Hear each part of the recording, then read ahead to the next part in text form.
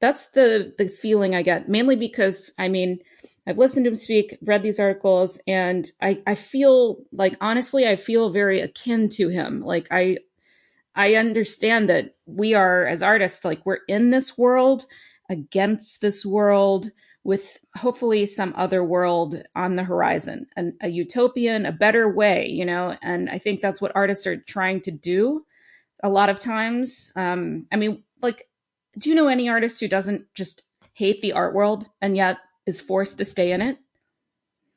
Um, no, I guess not. I don't know. It's just something that we grapple with, and it's like you get tired, right? Don't you? I don't know. Oh yeah, of course, of course. I mean, I think all artists love to should, if they don't already, love to complain for sure. They're just different types of complaints, you know. And I think the kind of complaint that's coming from him is much rarer. I think. Let me just quote from the article really quick to follow up on to sort of concretize what you were saying about his ambivalence. The writer writes, he also expressed ambivalence about winning the Turner Prize and a growing resistance to the art world in general. Success in the art world means nothing. It doesn't mean more money. It's not additive. It doesn't mean any kind of stability, he said. Increasingly, he questioned his identity as an artist and was considering stepping back from commercial art making, he said. And this comes after the description that he emphasized, the writer writes, that he did not enjoy public attention. After agreeing to an interview, he evaded and postponed a meeting over several months. When asked about his age, he said he was born in 1981. That added, that's not actually true. So that's kind of where I got that, you know, he's being kind of squirmy, squirrely, you know. But what's interesting to me, and again, this is how I sort of set the thing up as like this, is it about how interesting, you know, this artist being sort of a rebel against the system is, or is it more interesting about like how the article kind of describes or portrays him? And it's this, he's come unto all of this attention, but it's not as simple as, oh, I hate attention, you know, I'm just going to run away and hide. You know, it's more, he can't maybe figure out how to navigate the attention in a way that will, he can best, you know, he can best exploit it. I feel like that's kind of what's happening at this phase. I think, you know, the ethics behind his work pretty much speak through the work and through his political gestures. And the fact is he's garnered a certain amount of commercial success, obviously, but you know, that's the byproduct of doing what he does. And now perhaps that he's made it to this position of being able to teach, is it something that's like, well, you have to earn your living and then practice virtue? So is he now, you know, trying to pivot to actually being able to be more of a, you know, an ethically engaged human being rather than someone who is just going to capitalize, you know, further capitalize off their success? Right.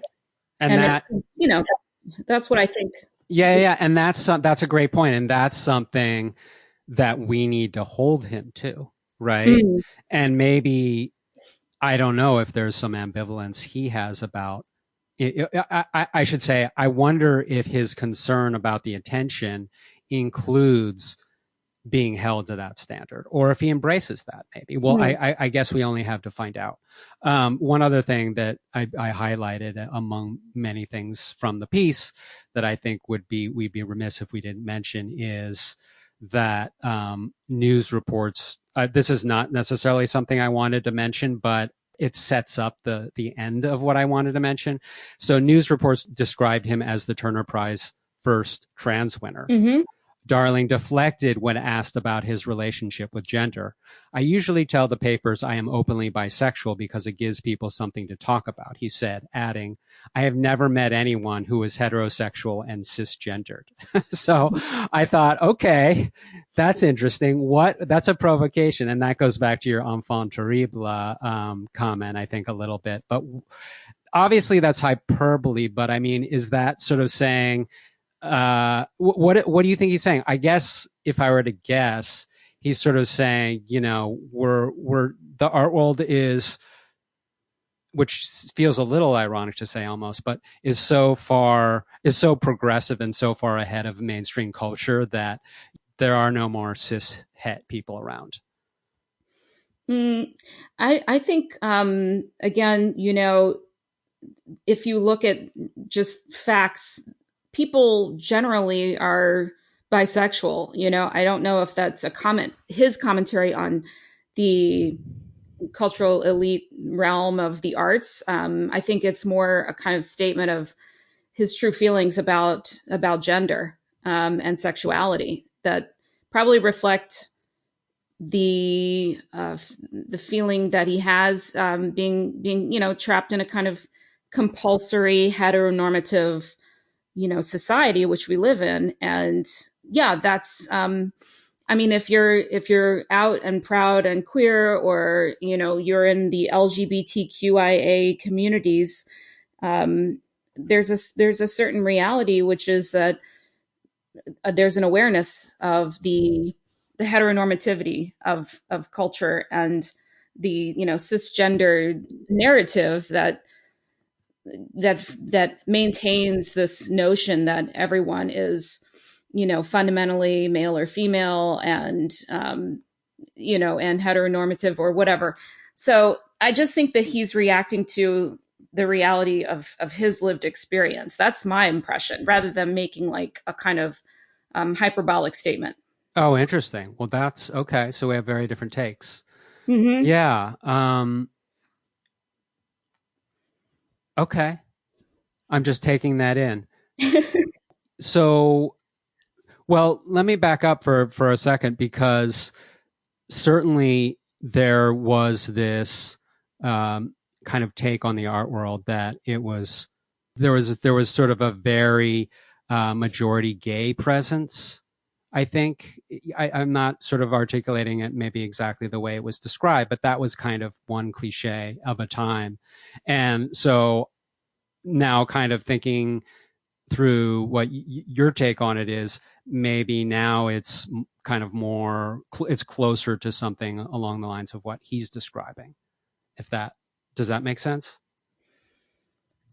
Yeah, I'm not sure. I mean, I think, to go back to your point of his being sort of cagey, there is a sort of, there's also this other side of the reality of becoming famous. Not that I would know, but I'm just saying, Right. that once you become famous, then you've sold out.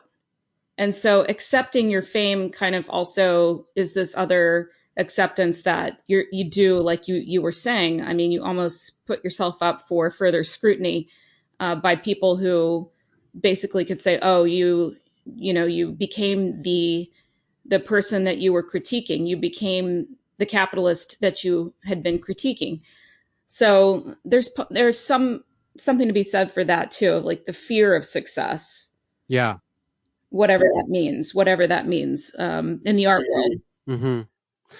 You reminded me of, I don't know if you, in your looking at the external at the links, or the other articles, there's a like a gif almost. It felt so short, but there's just a little video of when the Turner Prize is announced, and he's sitting there at his table and he's reacting.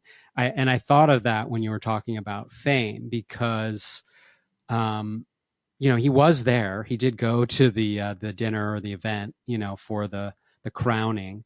Um, so it's not like he doesn't appreciate being appreciated, clearly. But I think, all that said, I think your take on as bringing fame into the picture is interesting. Yeah, which, I mean, I guess is described in the article as attention, you know. Yeah. But it is, but indeed, it is now fame.